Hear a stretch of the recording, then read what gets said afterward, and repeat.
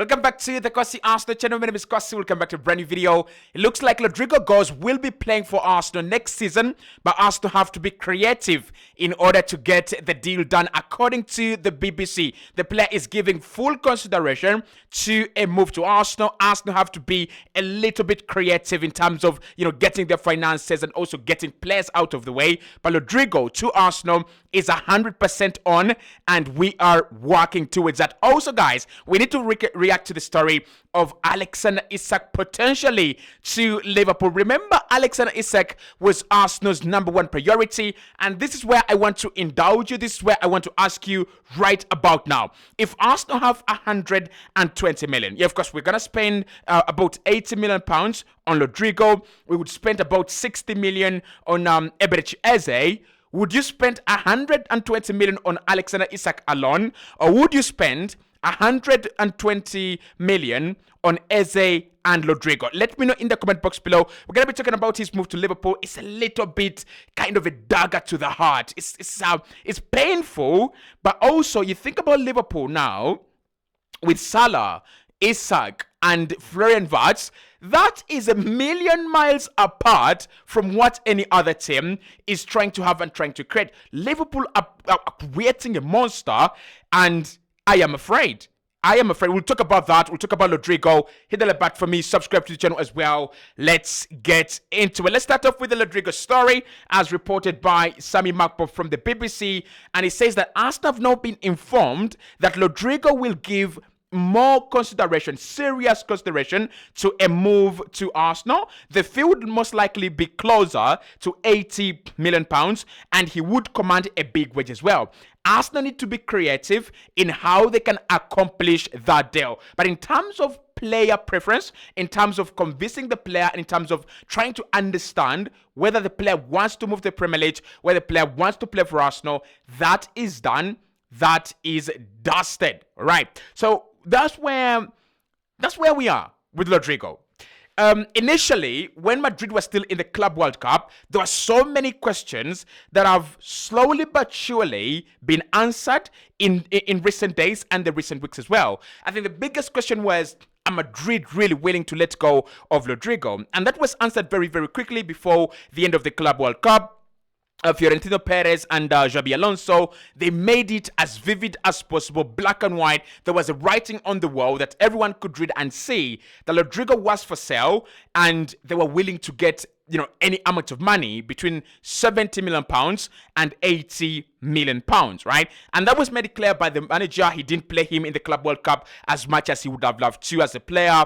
And that was also communicated during the press conferences as well, that Rodrygo was dropped because Madrid thought other options were better on the right-hand side, and other, and other players were, better in terms of giving Xabi Alonso what he actually wanted. Now, Perez is one of those presidents. If you do some kind of, if you put up a rebellion, if you put up noise in the media, he's gonna sell you. And I think Rodrygo at Madrid is 100% done. So the second question then became, is Rodrygo willing to leave Real Madrid this summer? And that's what Arsenal were trying to ascertain in the past 7 days, in the past 14 days. Can we really get Rodrygo? Yes, Madrid want to sell, but then there are these players that are diehards of a particular club. Like Rodrygo to Real Madrid, he loves Madrid. If you read about his story, when he was young, he was approached by Barcelona first, and he told Barcelona, I am not interested. I am waiting for Real Madrid. And his father and mother were pushing him to go to Barcelona because it was a huge opportunity for a young kid in Brazil to be approached by Barcelona. This is a team that had already taken Neymar, and they kind of saw Rodrygo in that kind of line. And he told them, just give me some more time. I am going to wait for Madrid, and I know Madrid will come.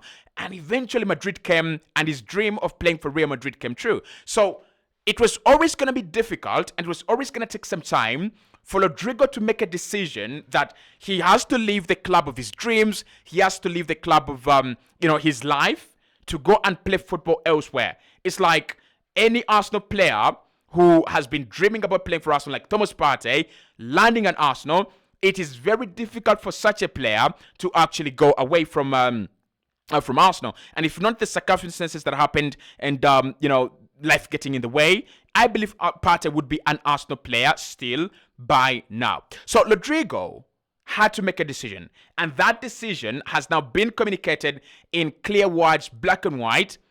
He is going to give Arsenal's move serious consideration, right? As long as the players' wages are covered. Now, of course, we'll talk about the wages, we'll talk about the transfer fee. But for me, the most important part of the deal is done. The most important part of the deal is done. We can talk about finances, but I don't think Mikel Arteta and Andre Barta do not know the kind of financial statements that come with such a signing. I think Andre Barta has done such deals. He knows very well. And I think Mikel Arteta also knows, because he was talking about winning in the transfer window, right? And we'll talk about Liverpool. If you want to compete with Liverpool, who are trying to sign Isak, they have already brought in Florian Wirtz, and they have the best player in the Premier League right now in Mohamed Salah, you've got to win the transfer window. It's as simple as that. If you brought in Victor Gyökeres, well and good, you've got to go and do that Rodrygo deal. Otherwise, you're simply looking at another season where Liverpool walk away with the Premier League. They've got a solid defense, they've worked on their midfield, and now they attack. Florian Wirtz and Ekitike and Salah would be prime. But Isak, Wirtz and Salah, that would be disgusting. That would be mad. That would be dirty, right? So I think Rodrygo now becomes a priority for Arsenal, not an option. Because the guys we are fighting with, the guys we are trying to break down, are showing that they're unbreakable. And I think Arsenal can do this the same way Liverpool have done. In the last 1 year, 365 days, Arsenal didn't spend any money on transfers. Of course, we're not at the same level at Liverpool. Obviously, Liverpool didn't bring in any player, which made sure that for them they can spend a lot of money, honestly. But for us, we spent players with money. We brought in players with money we got from player sales. And that means that we can do Rodrygo this summer. We can sign Rodrygo this summer, and we shall be all right. So in terms of the transfer fee, £80 million is very nice, is very good. But I think that can be negotiated down to £69 million. And I'm talking about an Andrea Barta masterclass. I'm talking about the kind of negotiations we have seen Arsenal do this summer. Why this deal might not be as expensive as people think, or as it is right now, is this. Let's say Rodrygo doesn't want to stay at Real Madrid, and July is over. That means that Madrid have just 30 days to get him out of the door.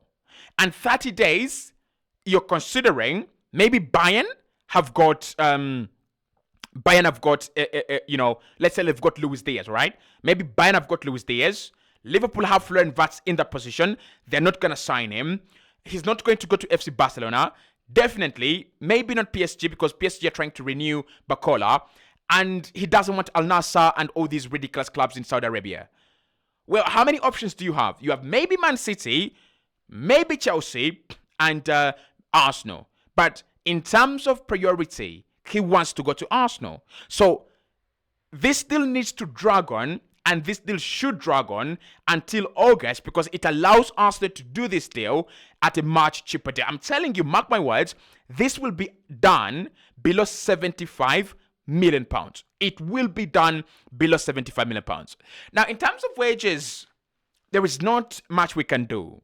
And I've told people this, that next summer, in terms of Arsenal's wages, is going to be very, very key. Because if you have Kai Havertz earning 280,000, if by any chance Gabriel Jesus, Partey, and Kai Havertz are no longer Arsenal players, suddenly you have a very big portion of the wage of the wage structure reduced, right? That kind of stress on the wage structure is coming down. But also, anyone who comes into this Arsenal team and is looking at Jesus and is looking at Kai Havertz, he wants to earn more than them, because he believes that these are players that are providing little value to the club, and he should be earning more than them. It's as simple as that. So I won't be surprised if Rodrygo comes in and he earns 300k per week at Arsenal, simply because of the wages of Kai Havertz. Because I honestly think that Arsenal really look at Rodrygo as a stated signing. I think we look at him in the same light as we looked at Declan Rice. I think we look at him in the same light as Liverpool would look at Florian Wirtz, Mohamed Salah, or even Alexander Isak. And this is a simple question. Would I be comfortable if Arsenal gave Alexander Isak 300,000 per week? Yes, I would be comfortable. Am I comfortable with Rodrygo getting 300? Maybe that's too much, but 270 to 280, I'm comfortable, definitely comfortable with that. So when you think about these things, I'm like, a deal can be done. And again, this is a deal that really is going to be, that really is going to depend on player sales. This is a deal that Arsenal are going to do by selling other players first. So the money will be there. We shall have the funds. If you sell players, you're reducing stress on the wage bill. We shall have enough money to pay that guy. So yes, Rodrygo to Arsenal is on. And I think Arsenal have made the right decision here. We have made the right decision. I can't doubt it. But we've got to talk about Alexander Isak. Now, Liverpool have made an approach to sign Alexander Isak. Liverpool are saying that they have not made any formal offers yet, right? But they're aware of Newcastle's stance, and they're saying that the player isn't for sale. However, this is what Fabrizio said on that story this afternoon. Happened in the recent hours is that also Liverpool called to be informed on the situation of Ugo Ekitike. Liverpool always had an interest in the player, and he remains one of the options they have in the list. But Ugo Ekitike will be a Liverpool target only if they can't get Alexander Isak. Because at this stage, Liverpool are still trying to make something crazy and special happen for Alexander Isak. It's really difficult, it's really complicated. Newcastle always wanted to keep the player. Newcastle believe they can offer him an important new deal with an important salary in the upcoming weeks. So Newcastle are always trying everything possible to keep the player at the club, but Liverpool want to try. He's always been the dream target. He's always been the top target. What I'm told is that in the recent hours, Liverpool made a direct approach to Newcastle to inform them of the intention to open negotiations for a club record fee for Alexander Isak. So, if Newcastle get Ugo Ekitike, Liverpool really want to try for Alexander Isak. That's the mission for Liverpool. Then, if Alexander Isak will not be available on the market, Ugo Ekitike can be an option not only for Newcastle, who wanted Ugo Ekitike and want Ugo Ekitike not based on what happens with Isak, but in any case. They believe they can play together, and that could be also part of succession plan for the future of the club, but they wanted Ekitike. That's the point. Full stop. Now, if Liverpool are going to be able to make something happen for Alexander Isak, we will see. But for sure, they are trying. Make it. So, I don't know what Liverpool are becoming. I don't know what Liverpool are becoming. They have just signed Florian Wirtz. Wirtz is now one of the most expensive Premier League signings ever. 150 million euros. That is like 116 million pounds. And now they want to do Alexander Isak at 120 million pounds. First and foremost, we've got to say they've got the money. That's the truth. They've got the money.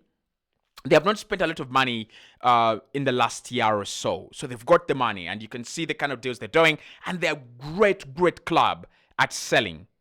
They're a very good club at selling, right? And they're also a very good club at negotiating good deals. I think Milos Karkis and Jeremy Frimpong coming in for less than 100 million euros. That just allows them to go and do deals elsewhere and just, do transfers elsewhere. Okay?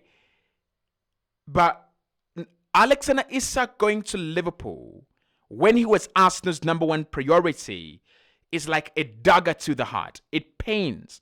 It hurts, honestly. I can feel the pain. And I've never been so desperate. I've been desperate, of course, for a signing not to happen. Van Persie to Manchester United, I was praying it doesn't happen. It happened anyway. Sanchez to Manchester United, I was praying it doesn't happen. It happened anyway. There've been some few signings. Just Fabregas to Chelsea, I was praying it doesn't happen. It happened anyway. So there's some signings I've been desperate not to happen. And recent years as well, Haaland to Manchester City, I was desperate for that not to happen. It happened anyway. And I think Isak to Liverpool, regardless of what we think as Arsenal fans, regardless of what we want as Arsenal fans, this bloody deal is going to happen.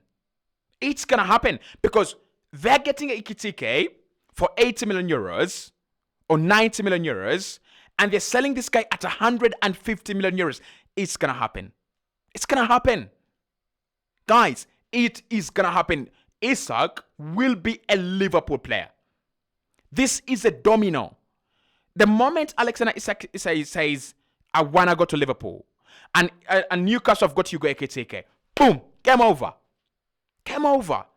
And I don't know how to feel about this because Arsenal really wanted Isak, and I was excited about Alexander Isak and that shot number 14. You remember, guys? I was excited.